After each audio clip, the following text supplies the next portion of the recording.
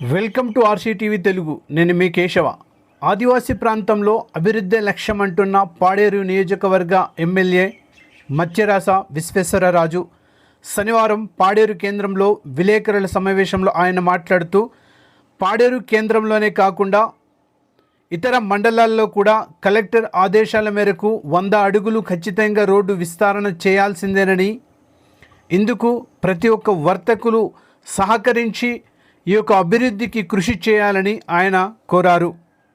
ఈ సందర్భంగా ఆయన మాట్లాడుతూ, అల్లూరు సీతారామరాజు జిల్లా వ్యాప్తంగా కూడా రోడ్డు వెడల్పు కార్యక్రమం అంటే 100 అడుగులు వెడల్పు చేస్తామని చెప్పని హైకోర్టు ఆదేశాలు ఉన్నాయని చెప్పని గౌరవ కలెక్టర్ గారు గత వారం తెలియజేసి 50 అడుగులు కొట్టే కార్యక్రమం చేపట్టారు. అయితే ప్రతి శనివారం ఈ కార్యక్రమం చేపడతామని చెప్పడంతో ఈరోజు ఇక్కడ మేము వాళ్ళకి అంటే ఇక్కడ ఉన్నటువంటి వర్తకులు కూడా నచ్చజెప్పి అభివృద్ధికి మీరు అందరూ కూడా సహకరించండి అని చెప్పని కోరాలని చెప్పని ఇక్కడ రావడం జరిగింది. అయితే మరి ఈ వారం ఈరోజు సెలవు దినం కారణంగా మరి చేపట్టలేదు. ఖచ్చితంగా ఈ సోమవారం ఈ కార్యక్రమం ఏర్పాటు చేస్తామని చెప్పేసి కూడా చెప్పడం జరిగింది.